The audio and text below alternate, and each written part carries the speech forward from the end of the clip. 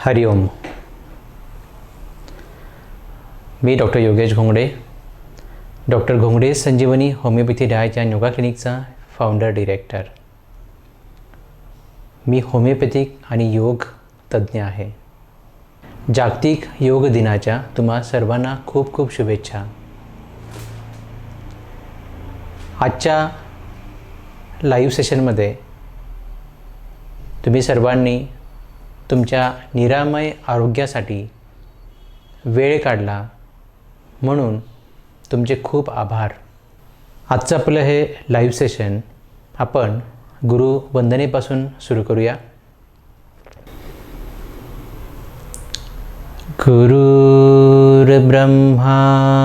गुरुर्विष्णू गुरुर्देवो महेश्वरः गुरुर्साक्षात् परब्रह्म तस्मै श्री गुरुवे नमः. तस्मै श्री गुरुवे नमः. तस्मै श्री गुरुवे नमः.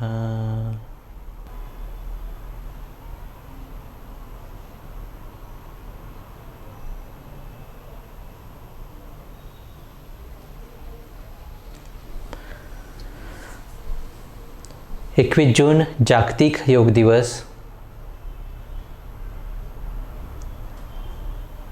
खरं तर मी आपले माननीय पंतप्रधान नरेंद्र मोदी यांचं मी आभार मानीन की आपला भारतीय संस्कृतीमध्ये उगम झालेला योग त्यांनी सगळ्या जगासमोर मांडला आणि सगळ्या जगाने तो ॲक्सेप्ट केला आणि म्हणून आज 21 जून हा जागतिक योग दिवस म्हणून आज सर्वीकडे साजरा केला जातो आहे. खरं तर फार पूर्वी काळापासून योग बऱ्याच ऋषीमुनींनी आपल्या भारतात इंट्रोड्यूस केलेला आहे. एवढंच नाही तर तुम्ही गीता बघा, गीतेच्या प्रत्येक अध्यायाच्या शेवटी योगाचा उल्लेख आहे. असे बरेच ऋषीमुनींनी त्यांच्या वेगवेगळ्या अभ्यासातून योग या जगाला दिलेला आहे. पतंजली महर्षी यांनी हा जो जगामध्ये वेगवेगळ्या ठिकाणी विखुरलेला योग होता, त्या विखुरलेल्या योगाला एका साचेबद्ध केलं आणि जगासमोर एक सिस्टमॅटिक योग दिला आणि त्याचे फायदे आपण आज सगळेजण घेतच आहोत. मी माझी थोडक्यात तुमची ओळख करून देतो आहे. मी doctor Yogesh Ghongade, doctor Ghongade's Sanjeevani homeopathy diet and yoga क्लिनिकचा फाउंडर डिरेक्टर. 18 वर्षांचा अनुभव आणि 10 शाखा महाराष्ट्रात कार्यरत आहेत. होमिओपॅथीने आपण कुठलाही आजार कायमस्वरूपी बरा करू शकतो आणि तेही कुठल्याही पथ्यांशिवाय. एकदा बरा झालेला आजार आपण तो कायमस्वरूपी बरा राहावा किंवा रुग्ण कुठलीही व्यक्ती ही आयुष्यभर निरोगी राहावी यासाठी मी योगाचा अभ्यास केला, योगा थेरापिस्ट झालो आणि माझ्या प्रत्येक रुग्णांना मी योगासन आणि प्राणायामाचा ॲडवाईस करतो जेणेकरून ते नेहमी निरामय आयुष्य जगू शकतील. डॉक्टर या नात्याने मला हे सांगावं असं वाटतं आहे की जगामध्ये जी काही आजार आहेत ती 90% सायकोसोमॅटिक आहेत. सायकोसोमॅटिक म्हणजे काय? एक छोटंसं उदाहरण देतो तुम्हाला. जसं एखाद्या मुलाची 10वीची किंवा 12वीच्या बोर्डाची परीक्षा असेल आणि तो दुसऱ्या दिवशी पेपरला जाण्या अगोदर त्याच्या आदल्या दिवशी जी काही स्थिती होते, प्रचंड भीती, काय असेल, कुठले प्रश्न येतील, अभ्यास केलेलाच असेल तेच विचारलं तर, ते नसेल विचारलं तर, त्याची प्रचंड भीती असते आणि त्या भीतीमुळे त्याला त्या दिवशी रात्री झोप लागत नाही.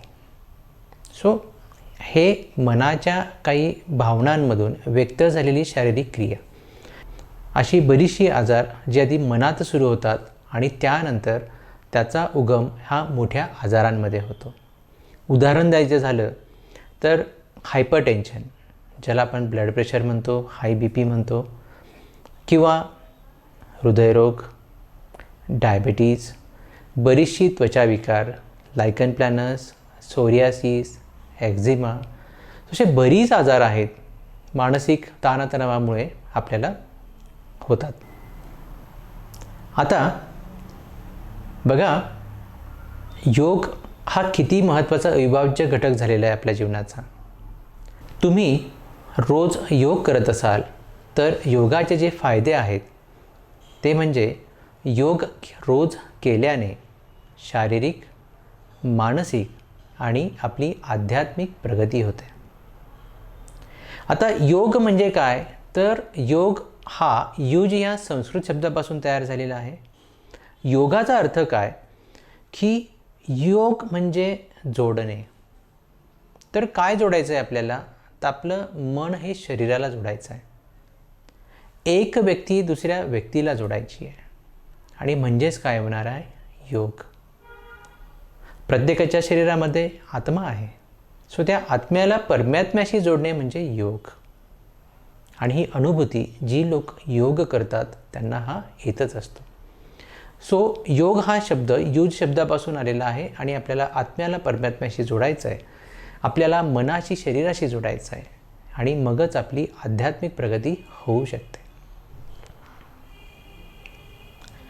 आता म्हटलं जातं की आपण योग करतो किंवा बरीच लोकांची अशी प्रश्न पण आहेत की मी 5 वर्षापासून योग करतो, मी 5 वर्षापासून प्राणायाम करतो किंवा मी 2 वर्ष झाली आसनं करतो विविध, पण मला म्हणावं तसा काही फायदा मिळत नाही आहे. किंवा बरीच लोक असं क्लेम करतात की माझा योग आणि प्राणायामाने मी हा रोग बरा केला, मी तो रोग बरा केला किंवा मी याच्यावर मात करू शकलो. ते खरं आहे, पण ज्या लोकांना त्याचे फायदे मिळत नाही आहेत, ते फायदे का मिळत नाही आहेत हे मी आज तुम्हाला सगळ्यांना सांगणार आहे. किंबहुना ज्या लोकांनी आजपर्यंत योग सुरू केलेला नसेल, ज्यांना योग साधना सुरू करायची असेल, तर त्यांनी आजपासून आज मी जे काही तुम्हाला सांगणार आहे ते जर तुम्ही पाळलं आणि योग केलात तर नक्कीच तुम्हाला खूप बेनिफिट मिळणार आहे. तर बघूया आजच्या या आपल्या पूर्ण लाईव्ह सेशनमध्ये योगाचं रहस्य. पतंजली योग महाराजांनी, पतंजली महर्षींनी आपल्या सर्वांसाठी जो वेगवेगळा विखुरलेला योग होता तो योग आपल्याला एका विशिष्ट साचेबद्ध पद्धतीने मांडलेला आहे आणि तो योग म्हणजे अष्टांग योग. आता अष्टांग योग म्हणजे काय? तर ज्या योगामध्ये 8 अंग पतंजली महर्षींनी सांगितली आहेत. यम, नियम, आसन, प्राणायाम, प्रत्याहार, धारणा, ध्यान आणि समाधी. पहिली 4 अंग जी आहेत, यम, नियम, आसन, प्राणायाम, याला योगाची बहिरंग म्हटली जातात आणि शेवटची 3 जी आहेत, धारणा, ध्यान आणि समाधी, ही योगाची अंतरंग म्हटली जातात.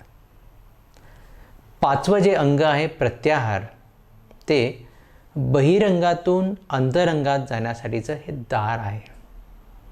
अशी 8 अंग पतंजली महर्षींनी आपल्याला अष्टांग योगातून आपल्याला दाखवून दिलेली आहेत.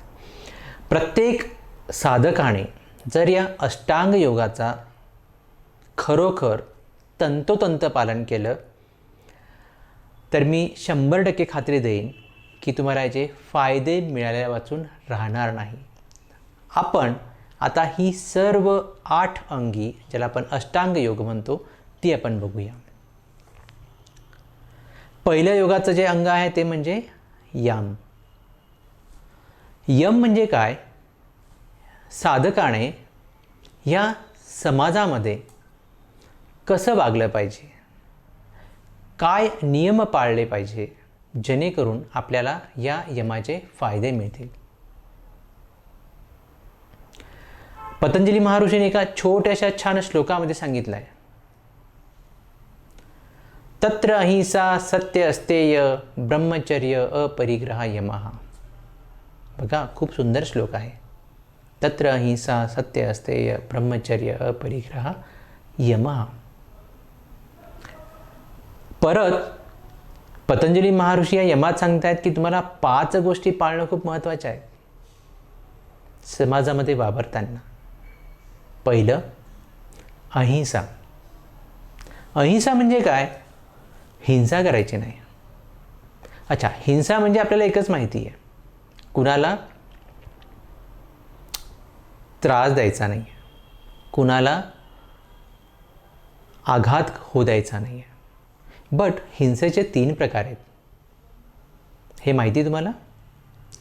त्यातली एक आहे कायिक हिंसा, दुसरी आहे वाचिक हिंसा आणि तिसरी जी आहे ती म्हणजे मानसिक हिंसा. सो कायिक म्हणजे काय? कृतीतून केली जाणारी हिंसा म्हणजे कायिक हिंसा. जसं तुम्ही किंवा कोणाचं भांडण चालू असेल तर एकमेकांवर वार होतात किंवा मारलं जातं, सो ती कृतीतून केलेली झाली हिंसा.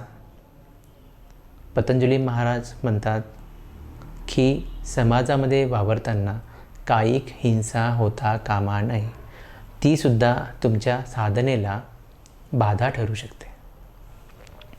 दुसरी, ठीक आहे, आपण कृतीतून कुणावर हिंसा करत नाही आहे, कुणाला वेदना देत नाही आहे, बट वाचिक हिंसा पण करू नये.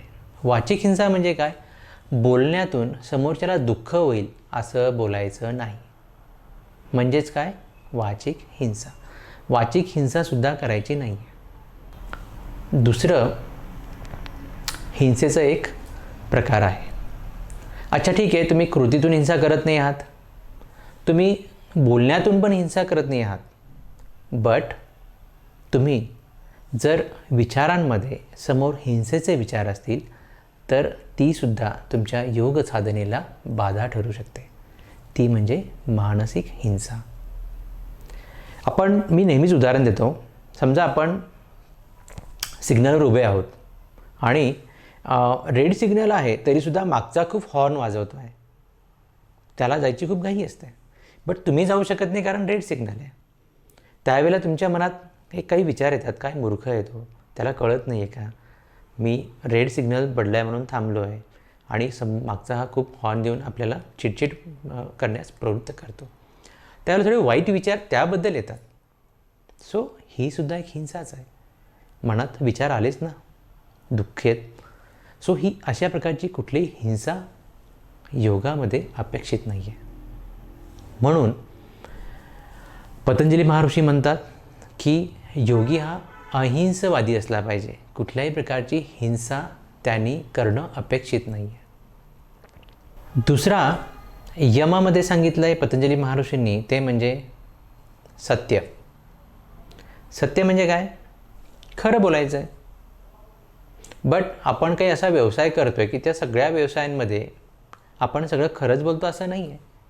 पतंजली महाराज म्हणतात सत्य बोला, पण ते कल्याणकारी सत्य बोला. म्हणजे काय? ज्या बोलण्यातून समोरच्याचं कल्याण होणार आहे असं तुम्हाला खरं बोलायचं आहे. हा आहे यमामधला दुसरा प्रकार. तिसरा प्रकार आहे तो म्हणजे अस्तेय. स्तेय म्हणजे काय? चोरी करणे. अस्तेय म्हणजे काय? चोरी करायची नाही. सो चोरी न करणे. आता आपण सगळेजण छान सुज्ञ लोक आहोत, कधी आपण कुणाची चोरी करत नाही किंवा कुठे जाऊन चोरी करत नाही आहोत. सो नुसतं चोरी करत नाही म्हणजे अस्तेय पालन होत नाही. चोरी म्हणजे काय? जी वस्तू आपली नाही ती वस्तू आपल्याजवळ ठेवणं म्हणजे सुद्धा चोरी. उदाहरण, तुम्ही रस्त्याने चालला आहात, तुम्हाला एक 500 रुपयाची नोट रस्त्यात कुठेतरी सापडली आणि ती पटकन तुम्ही उचलतात आणि ती उचलल्याबरोबर इकडे तिकडे बघतात आणि थोडी मनात भीती, हृदयाची स्पंदनं वाढतात. सो बघा, ही चोरी नाही आहे, तुम्हाला ती वस्तू सापडली आहे, बट तरीसुद्धा असं होतं. का होतं? कारण ही भीतीच आहे, ही चोरी आहे म्हणून. आता भीती कुठपर्यंत असते? अरे कोणी येईल आपल्याला विचारेल माझी नोट तू का घेतली, किंवा आपल्याला कोणी उचलताना नोट बघितलं तर नाही ना. अशी बरीच प्रश्न आपल्या डोक्यात येत असतात.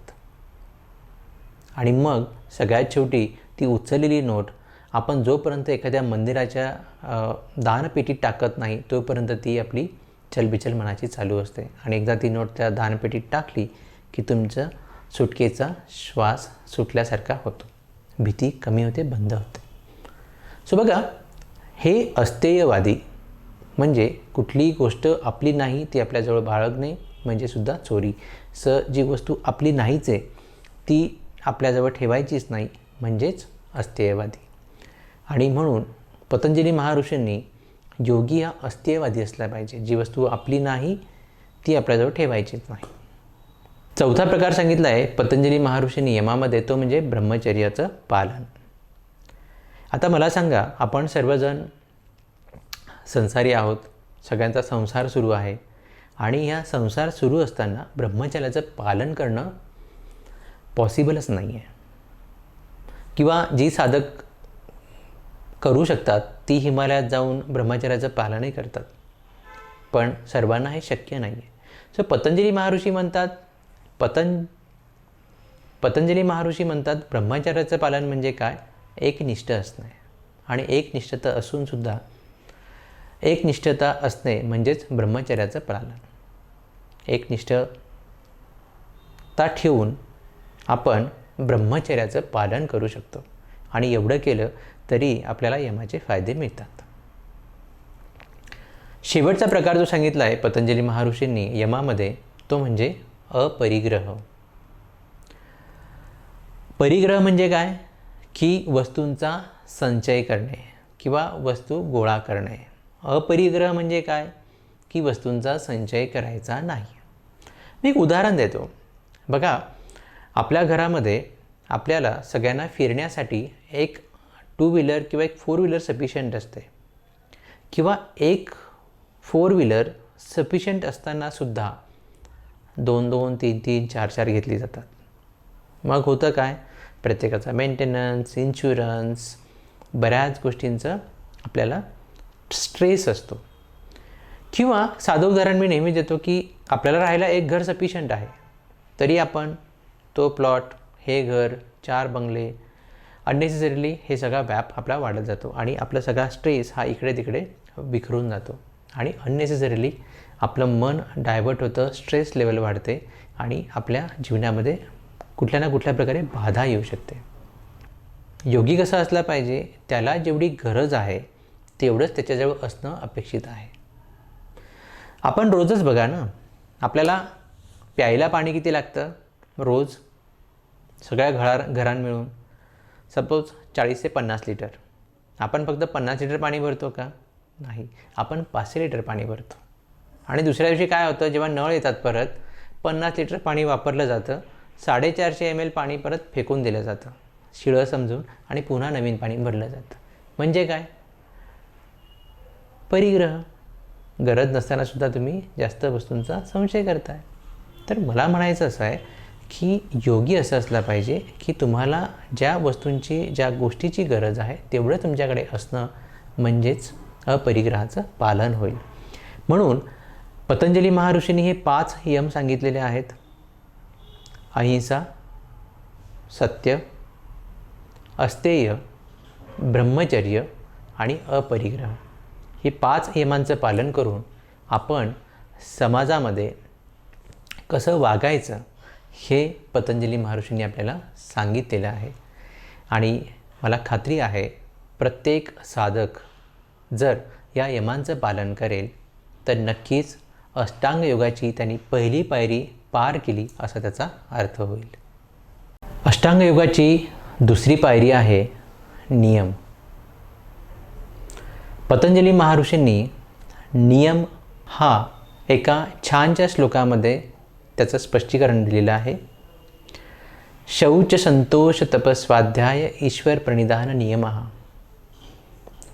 परत पतंजली महर्षींनी 5 गोष्टी सांगितल्या आहेत की जर प्रत्येक साधकाने ह्या सगळ्या नियमांचा स्वतः पालन केला तर आपल्याला अष्टांग योगाची दुसरी पायरी नक्कीच गाठता येणार आहे. काय ती 5 गोष्ट मग? पहिली आहे शौच, दुसरी संतोष, तिसरी तप, चौथी स्वाध्याय आणि 5वी ईश्वर प्रणिधान. सो आपण एक एक बघूया. शौच. शौच म्हणजे काय? शौच म्हणजे शुद्धता. प्रत्येक योगीने शुद्धता केली पाहिजे त्याच्या शरीराची. शौच शुद्धता ही पुन्हा 3 प्रकारची आहे. कायिक, वाचिक आणि मानसिक. कायिक म्हणजे काय? कृतीतून केलेली शुद्धता. जसं आपण रोज आंघोळ करतो, ब्रश करतो, ही शुद्धताच आहे. सो ही शुद्धता म्हणजे कायिक शुद्धता. आता ही एक्सटर्नल शुद्धता झाली. मग इंटरनल शुद्धता काय? तर इंटरनल शुद्धतेमध्ये कपालभाती जी एक शुद्धिक्रिया आहे. अंतर्गत शुद्धतेसाठी पतंजली महर्षींनी सांगितलं आहे वेगवेगळ्या शुद्धिक्रिया. दंडधोती, नलधोती, सो इत्यादी बऱ्याच अशा शुद्धिक्रिया आहेत. सो या कायिक शौच आहे जेणेकरून आपल्याला कृतीतून ह्या सगळ्यांची शुद्धता करायची असते. दुसरी शुद्धता आहे ती म्हणजे वाचिक. आपण जे बोलतो ते शुद्ध बोललं पाहिजे. त्या बोलण्यातून कोणालाही दुःख होणार नाही याची जाणीव असली पाहिजे. तिसरी शुद्धता सांगितली आहे पतंजली महर्षींनी ती म्हणजे मानसिक शुद्धता. तुमचे विचार शुद्ध असले पाहिजे. तिसरी शुद्धता सांगितली आहे पतंजली महर्षींनी ती म्हणजे मानसिक शौच. म्हणजे काय की तुमच्या विचारांमध्ये सुद्धा एक शुद्धता असली पाहिजे. आणि जर ही शुद्धता तुमची कायिक, वाचिक आणि मानसिक असेल तर प्रत्येक रुग्ण हा शौचाचं पालन करतोय असा त्याचा अर्थ आहे. दुसरा नियम सांगितला आहे पतंजली महर्षींनी संतोष. संतोष म्हणजे काय? आनंद, आनंदी. सो प्रत्येक रोगी, सो प्रत्येक साधक हा आनंदी असला पाहिजे. सो आपण आनंदी असणे, आनंद फील करणे, आनंद देणे म्हणजेच तुम्ही नियमाचं पालन करताय असा त्याचा अर्थ आहे. तिसरा नियम सांगितला आहे पतंजली महर्षींनी तो म्हणजे तप.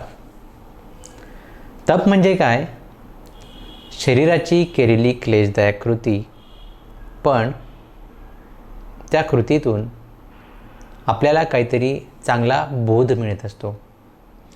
उदाहरण द्यायचं झालं तर आपण विविध आसनं करतो. आसनांची क्लेशदायक कृती जरूर होते पण त्या प्रत्येक आसनामधून आपल्याला काहीतरी फायदा मिळत असतो आणि म्हणूनच आपण योगासनांचा अभ्यास करतो. तपाचं मी एक नेहमी उदाहरण देतो ते म्हणजे नाशिकला दर 12 वर्षांनी कुंभमेळा होतो आणि असंच या मागच्या कुंभमेळ्याला मला एका साधूला भेटायची संधी मिळाली. मी तिथे गेल्यानंतर मी सरप्राईज झालो कारण ते साधू गेल्या 12 वर्षापासून एकाच पायावर उभे होते. शेजारी खूप मोठा बॅनर लावलेला होता त्यावर त्यांचं नाव आणि ते 12 वर्षापासून उभे का आहेत आणि अजून किती दिवस राहणार आहेत ते लिहिलेलं होतं. ते मला बघून आश्चर्य वाटलं. त्या बॅनरवर लिहिलेलं होतं जोपर्यंत ह्या निसर्गातील भूतलावरील प्रत्येक सजीव सुखी होत नाही तोपर्यंत मी माझा दुसरा पाय जमिनीवर ठेवणार नाही. बघा, याला म्हणतात तप. शरीराची क्लेशदायक कृती.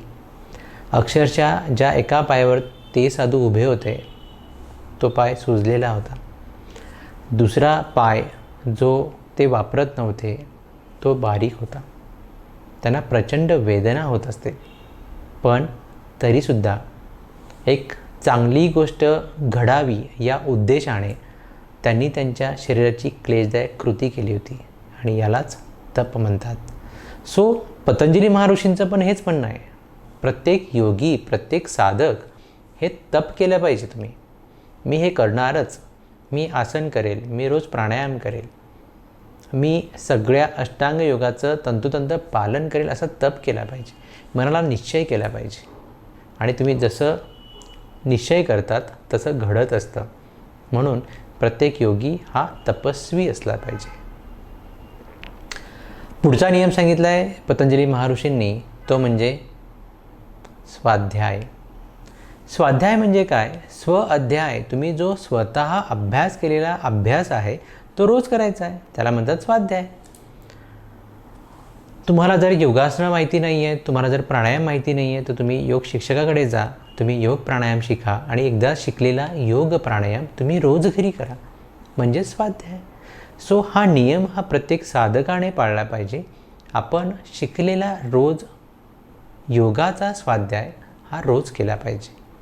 आणि म्हणूनच या चौथ्या नियमाचं पतंजली महर्षी आवर्जून सांगतात. पाचवा आणि शेवटचा नियम पतंजली महर्षींनी सांगितला आहे, तो म्हणजे ईश्वर प्रणिधान. म्हणजे काय? आपण एखादी नवीन वास्तू घेतली तर त्या वास्तूचं आपण आधी पूजन करतो, श्री गणेशा करतो. एखादी वस्तू घेतली, त्या वस्तूचं सुद्धा आपण पूजा करतो. तर म्हणजे काय? तो आपण ह्या ईश्वराला मानतो आणि त्याने ही गोष्ट आपल्याला मिळवण्यामध्ये हातभार लावला आहे, की त्याचा आपल्याला साथ आहे म्हणून आपल्याला ही गोष्ट मिळाली, म्हणून त्याचा आपण ग्रॅटिट्यूड म्हणून तिची पूजा करतो. सो तसंच ईश्वराचं अस्तित्व मानून योग साधना करायची, म्हणजेच ईश्वर प्रणिधान. म्हणून योगी आपल्या संपूर्ण ह्या 5 नियमांचं जर पालन करत असेल. बघा, आपण यमामध्ये काय बघितलं? समाजामध्ये योगी वावरण्यासाठी त्यांनी काय नियम पाळले पाहिजे हे आपण यमात बघितलं. समाजामध्ये योगी व्यवस्थित सगळे हे नियम पाळत असेल तर दुसरा जो अष्टांग योगाची जी पायरी आहे ती म्हणजे नियमाची. तर योग्याने स्वतः पाळायचे काही नियम आहेत, ते नियम ह्या दुसऱ्या अष्टांग योगाच्या पायरीमध्ये पतंजली महर्षींनी सांगितले आहे. शौच म्हणजे शुद्धता, कायिक, वाचिक, मानसिक. संतोष म्हणजे प्रत्येक योगी साधक हा आनंदी असला पाहिजे. तिसरं नियम म्हणजे तप. चौथं स्वाध्याय आणि 5वं ईश्वर प्रणिधान. सो मला खात्री आहे प्रत्येक योगी आणि प्रत्येक साधक म्हणून आपण जर यमाचं आणि नियमाचं तंतोतंत पालन केलं तर आपण अष्टांग योगाच्या ज्या काही 8 पायऱ्या आहेत ह्या पायऱ्यांपैकी 2 पायऱ्या सर केल्या असा त्याचा अर्थ होईल. यानंतर अष्टांग योगाची तिसरी पायरी म्हणजे आसन. बघा, हा प्रवास खूप सुंदर चालला आहे.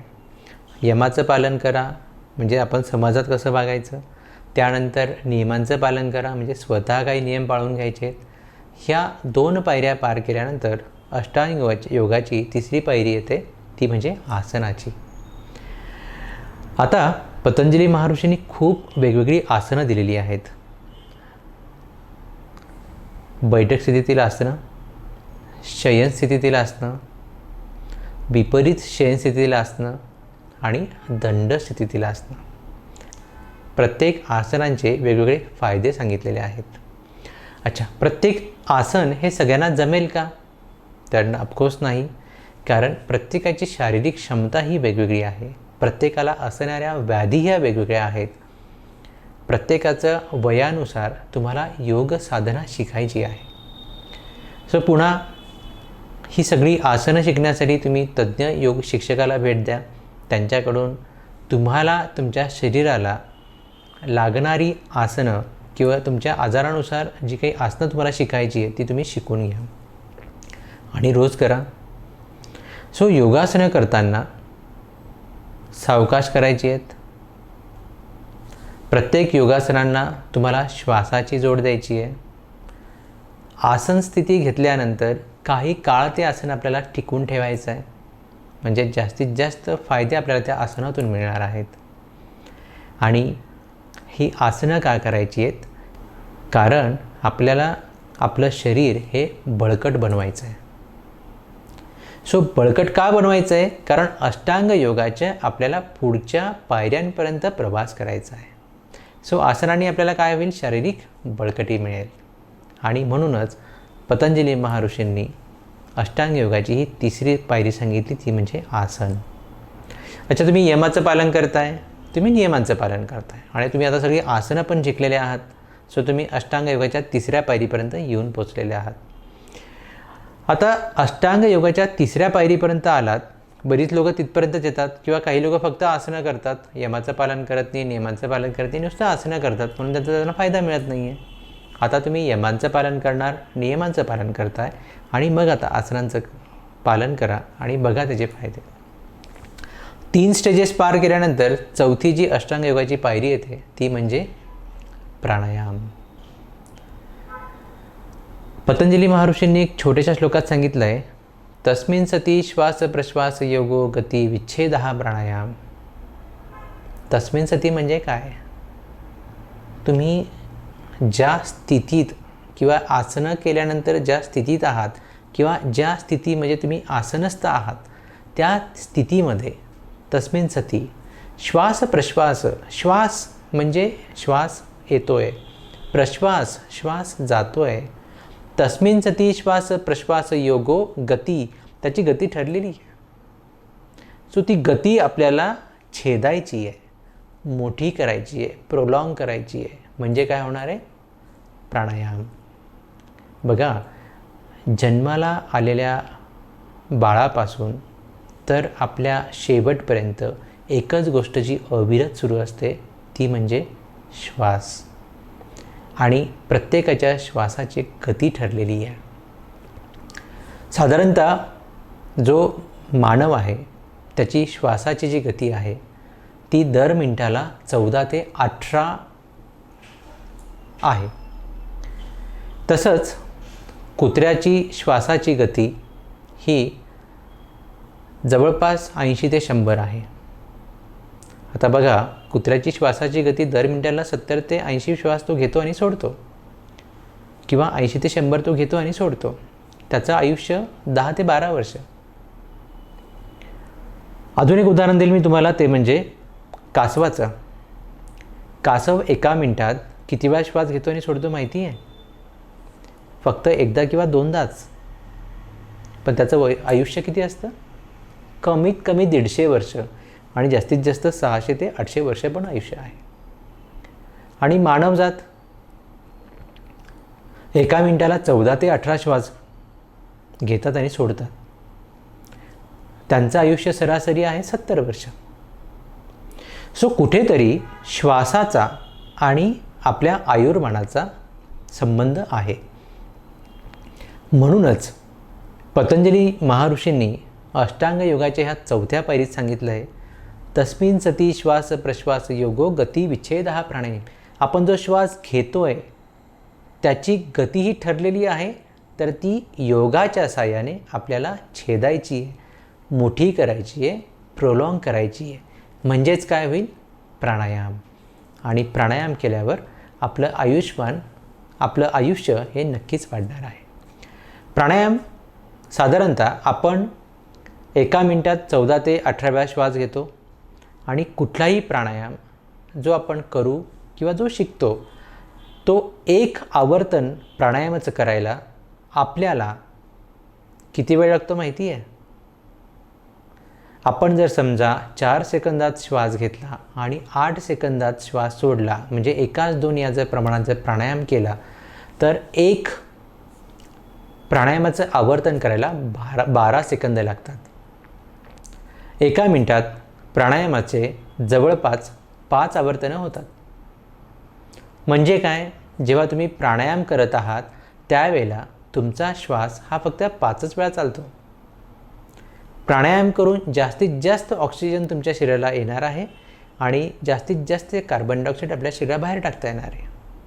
म्हणजेच काय, जर तुम्ही प्राणायाम जर व्यवस्थित केला 10 मिनटं, 20 मिनटं, अर्धा तास, 1 तास, तर आपण प्राणायामाच्या प्रत्येक आवर्तनामध्ये फक्त 12 सेकंद एक आवर्तनासाठी लागतात. एका मिनटात 5 आवर्तनं होतात. सो बघा, तशी बघायला गेले तर आपली फुफ्फुसाची कॅपॅसिटी आहे 5 ते 6,000 क्युबिक सेंटीमीटर. बट आपण जेव्हा नॉर्मल श्वास घेतो त्यावेळेला आपण किती श्वास वापरतो माहिती आहे? फक्त 500 ते 600 क्युबिक सेंटीमीटर. म्हणजे काय, आपली फुफ्फुसाची कॅपॅसिटीच्या फक्त आपण 10% श्वास वापरतो आहे. प्राणायामामध्ये काय होतं आहे, तुम्ही एकदा दीर्घ श्वास घेतात, पूर्ण छाती भरून, घेतलेला श्वास हळूहळू सोडतात. 4 सेकंदात श्वास घेतात आणि 8 सेकंदात तो सावकाश सोडतात. याच्यात होतं काय की 5000 क्युबिक सेंटीमीटर हवा घेतली जाते आणि 5000 क्युबिक सेंटीमीटर हवा सोडली जाते. फुफ्फुसाचं संपूर्णपणे उपयोग केला जातो. एक छोटंसं गणित मी तुम्हाला मांडणार इथे. आपण जर नॉर्मल श्वास घेतला, सपोज आपण 18 नॉर्मल श्वास एका मिनटात घेतो आहे. प्रत्येक श्वासाला 500 ते 600 क्युबिक सेंटीमीटर हवेची आपण देवाणघेवाण करतो. तो एका मिनटात किती टोटल हवेची देवाणघेवाण होईल? 9000 क्युबिक सेंटीमीटर. नॉर्मल श्वासामध्ये आपण 9000 क्युबिक सेंटीमीटरची हवेची देवाणघेवाण करतो. आता आपण प्राणायामाचा श्वास बघू. आपण एका मिनटात 5च वेळा प्राणायामाची आवर्तनं करणार आहोत, कारण 4 सेकंदात श्वास घेणार आणि 8 सेकंदात श्वास सोडणार, म्हणजे 12 सेकंदात आपल्याला एक प्राणायामाचं आवर्तन करावं लागणार आहे. आणि अशी 5 आवर्तनं म्हणजे एका मिनटात आपण प्राणायामाचे 5 आवर्तनं करणार आहोत. आता प्राणायामाच्या एका आवर्तनामध्ये आपण 5000 क्युबिक सेंटीमीटर हवेची देवाणघेवाण करतो. 5 मिनटामध्ये एका मिनटात 5 आवर्तनं केली म्हणजे 5 25 25,000 क्युबिक सेंटीमीटरची हवेची देवाणघेवाण होईल. बघा, प्राणायामामध्ये आपण श्वास फक्त 5च वेळा घेणार आहोत आणि 5 वेळा श्वास सोडणार आहोत, पण 25,000 क्युबिक सेंटीमीटरची हवेची देवाणघेवाण होईल. विचार करा, आपण किती जास्तीत जास्त ऑक्सिजन आपल्या शरीराला पुरवणार आहोत आणि किती जास्तीत जास्त कार्बन डायऑक्साईड आपण आपल्या शरीरात बाहेर टाकणार आहोत.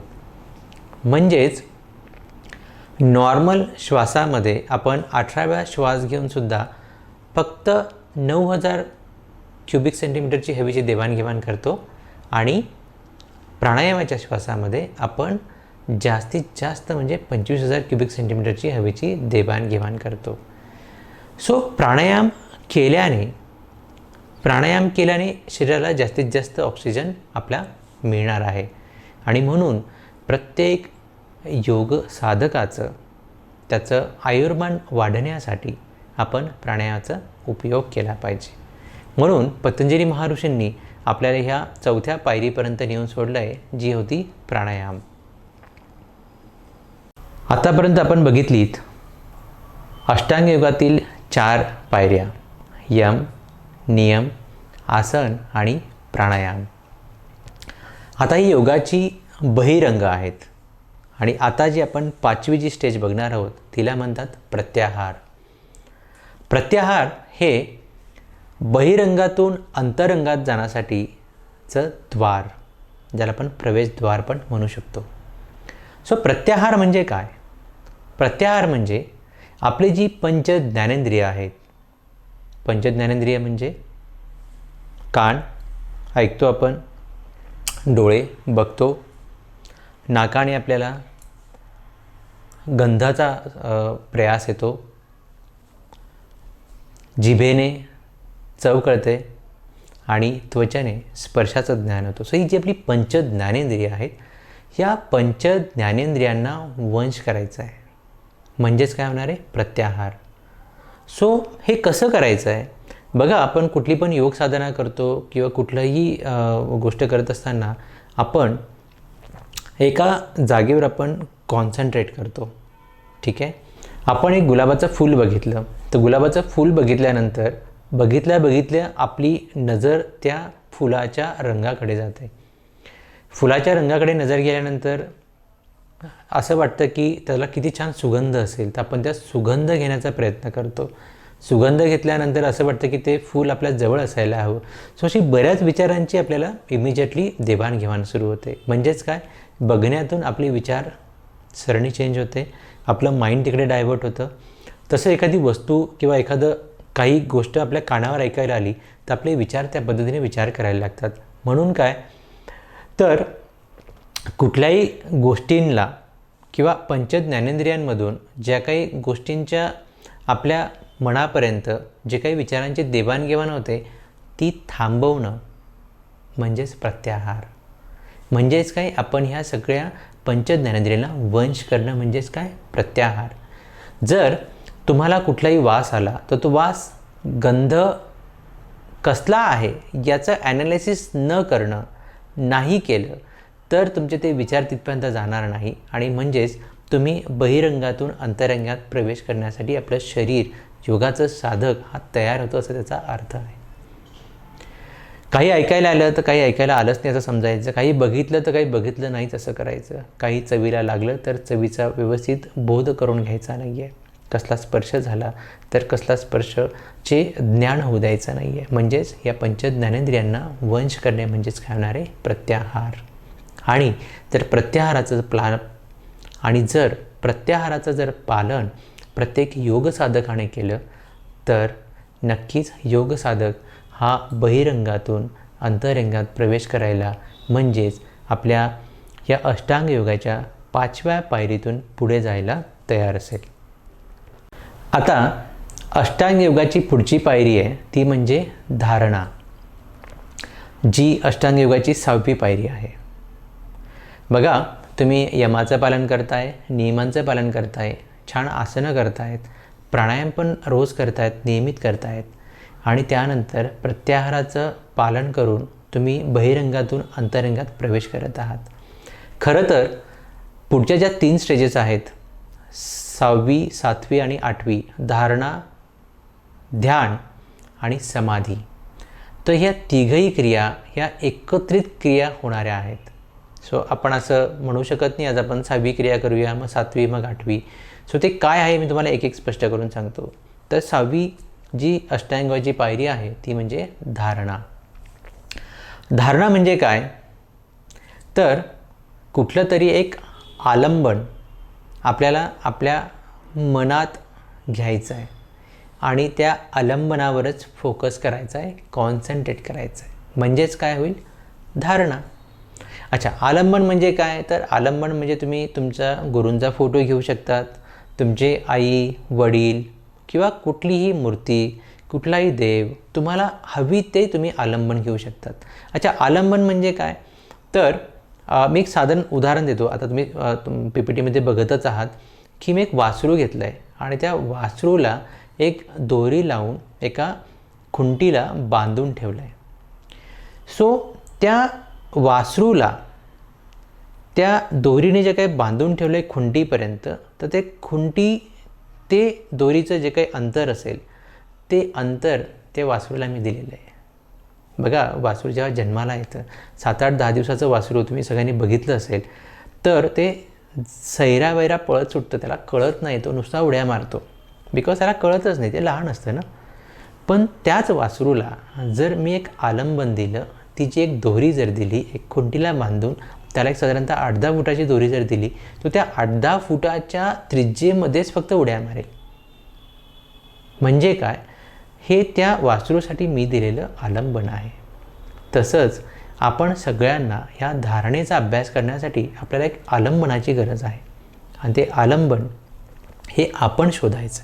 मग तुम्ही ओंकाराची प्रतिकृती घेऊ शकतात किंवा तुमचं कुठलंही गुरूंचा फोटो घेऊ शकतात. सो आपण त्यांनाच एक आलंबन म्हणून आपण त्यांच्यावर कॉन्सन्ट्रेट करणं म्हणजेच काय होणार आहे, धारणा. ही आहे अष्टांग योगाची 6वी पायरी. पुढची पायरी आहे अष्टांग योगाची ती म्हणजे ध्यान. आता ध्यान म्हणजे काय, ध्यान म्हणजे आपण जे आता धारणा केली आहे, आपण जे आता धारणा करतो आहे ती धारणा दीर्घकाळ टिकवणे म्हणजेच ध्यान. जी धारणा आपण केली आहे ती दीर्घकाळ टिकवणे म्हणजे ध्यान. बरीच लोक म्हणतात मी ध्यानाला बसलो आहे, मी मेडिटेशन केलं आहे, बट खरं मेडिटेशन हे काय आहे हे केल्याशिवाय कळत नाही. आणि खरोखर जर तुमचे माणूस हा प्रचंड अतिचंचल प्राणी आहे. सो त्याचे विचार हे कधीच थांबणार नाही आहेत. पण त्यातल्या त्यात त्या विचारांची गाडी थांबवून जर आपण एखादं असं आलंबन घेतलं आणि त्याच्यावर जर कॉन्सन्ट्रेट केलं तर नक्कीच आपल्याला धारणेतून ध्यानामध्ये जाता येतं. आपण सगळेजण धारणा करतो, ध्यान नाही. कारण ध्यानासाठी आपल्याला तेवढी प्रबळ शक्ती, तेवढं प्रचंड आपल्याला योगाचा अभ्यास हा करणं गरजेचं असतो. मला स्वतःला 16 वर्ष झाली आहेत, मी योग साधनेमध्ये आहेत. मी अजूनही सांगतो की मी धारणाच करतो आहे, मी ध्यान होत नाही आहे माझं, किंवा ध्यान जरी होत असेल तर ते खूप काही कमी वेळापुरतं होतं आहे. सो जी काही आपण धारणा करतो आहे ती दीर्घकाळ टिकवत राहणे म्हणजेच काय होणार आहे, ध्यान होणार आहे. आणि आज अष्टांग योगाच्या जी काही शेवटच्या पायरीपर्यंत आपल्याला पोहोचायचं आहे ती म्हणजे आहे समाधी. सो समाधी अष्टांग योगाची शेवटची पायरी आहे. समाधी म्हटलं तर आपल्याला एकच समाधी आठवते, ती म्हणजे ज्ञानेश्वरींनी घेतलेली समाधी. तुम्ही सगळेजण म्हणाल की डॉक्टर, अगर आपल्याला समाधीच घ्यायची आहे तर मग योगा करून एवढे उद्योग करून कशाला समाधीपर्यंत पोचायचं आहे. पण मी आवर्जून तुम्हाला सगळ्यांना सांगावंसं वाटतं आहे, समाधी ही 2 प्रकारची असते. एक म्हणजे सबीज समाधी आणि दुसरी म्हणजे निर्बीज समाधी. बीज म्हणजे शरीर. या शरीरातून समाधीत जायचं आहे, समाधीचा आनंद घ्यायचा आहे, उपभोग घ्यायचा आहे आणि समाधीतून परत शरीरात यायचं आहे. म्हणजेच काय होणार आहे, सबीज समाधी. ज्ञानेश्वरांनी घेतली ती निर्बीज समाधी. त्यांनी शरीरातून समाधीत ते गेलेत पण समाधीतून परत शरीरात आले नाही आहेत, त्याला म्हणतात निर्बीज समाधी. ज्ञानेश्वरांनी जी घेतली ते निर्बीज समाधी. आपण योगामध्ये जे अष्टांग योगामध्ये जी समाधीचं आपल्याला गाठायची आहे ती आहे सबीज समाधी. शरीरातून समाधीत जायचं आहे आणि समाधीतून आपल्याला पुन्हा शरीरात यायचं आहे. समाधीचा आनंद आपल्याला घ्यायचा आहे, समाधीचे आपल्याला फायदे घ्यायचे आहेत. धारणा, ध्यान आणि समाधी आपण असं नाही करू शकत की मी आज धारणा करतो आहे किंवा आज फक्त मी ध्यानच करेल, नाही मी आज डायरेक्ट समाधीत जाईल, असं होत नाही. धारणा, ध्यान आणि समाधी ही एकत्रितरित्या घडणारी गोष्ट आहे. तुम्ही धारणाच करा, तुम्ही धारणेतून ध्यानात जाल आणि ध्यानातून समाधीत जाल. नक्कीच तुम्हाला खूप सारे प्रश्न आले असतील. बरीच लोक काही प्रश्न पण करत आहेत, तर नक्कीच सगळ्या प्रश्नांची तुमची मी उत्तरं देणारच आहे. तत्पूर्वी पतंजली महर्षींनी हा जो काही अष्टांग योग आपल्या जगाला दिलेला आहे, खरं तर त्यांना मी नमन करून तुम्हा सर्वांना जागतिक योग दिनाच्या पुन्हा खूप शुभेच्छा देतो. आणि नक्कीच तुम्हाला योगाचे खूप फायदे मिळवायचे असतील तर अष्टांग योगाच्या प्रत्येक पायरीचा उपयोग करा आणि तुमच्या निरामय आयुष्याला एक निरोगी वळण द्या. असं केल्याने मी डॉक्टर असून स्वतः सांगतो आहे, तुम्हाला आयुष्यात कधी आजारपण येणार नाही, तुम्हाला आयुष्यात कधी कुठल्या डॉक्टरकडे जाण्याची गरज पडणार नाही आणि तुम्ही नेहमीच निरोगी आयुष्य जगाल. सो एका नोटवर मी आजचं सेशन कन्क्लूड करतो आहे. बरीच प्रश्न आली आहेत, मी त्यातले काही कॉमन प्रश्न पण माझ्यासमोर आलेली आहेत, तर मी त्या कॉमन प्रश्नांचं काही निरसन पण इथं करणार आहे. इथे काही प्रश्नांमध्ये असं एक कॉमन आलेलं आहे की डॉक्टर, माझा आजार डायबिटीज आहे, माझा आजार हायपरटेन्शन आहे, हा आजार योगाने 100% बरा होईल का? बघा, गॅरंटी तर कुठल्याच गोष्टींची नसते, किंवा तुम्ही आता जी काही ट्रीटमेंट घेताय ते डॉक्टर तुम्हाला गॅरंटी देत आहे का? नाही. पण आम्ही निश्चित तुम्हाला हे सांगू शकतो की योगाचे चांगले साईड इफेक्ट, मी त्याला चांगले साईड इफेक्ट म्हणतो आहे. चांगले साईड इफेक्ट काय माहिती आहे?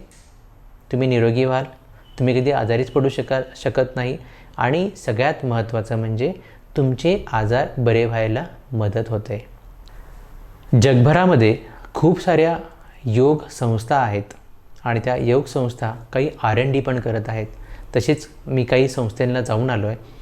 अक्षरशः हायपरटेन्शन बरा करण्यासाठी कुठला प्राणायाम केल्याने किंवा कुठला प्राणायाम केल्यानंतर त्याचा इमिजिएट किती BP कमी होतो हे बघितलं जातं.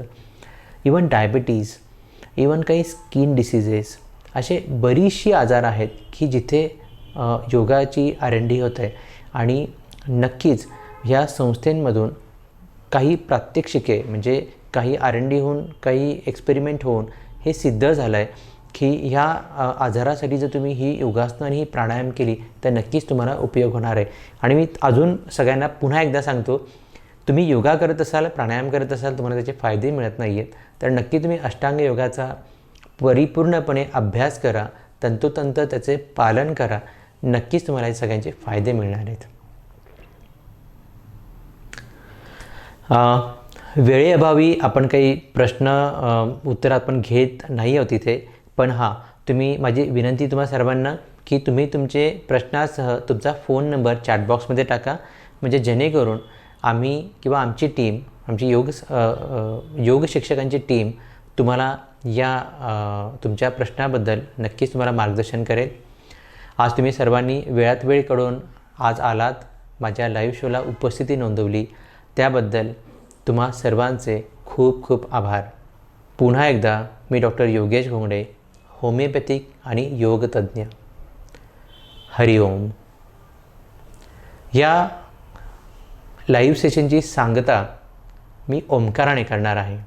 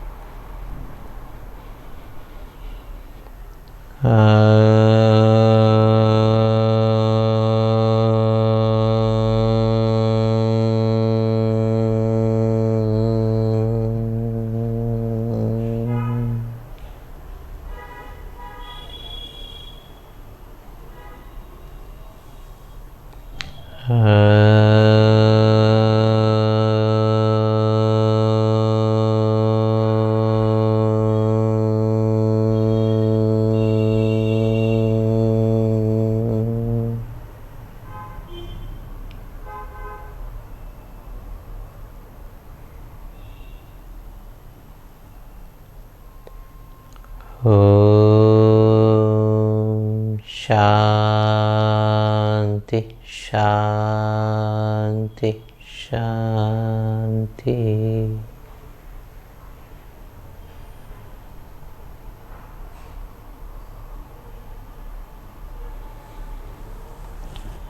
हरिओम.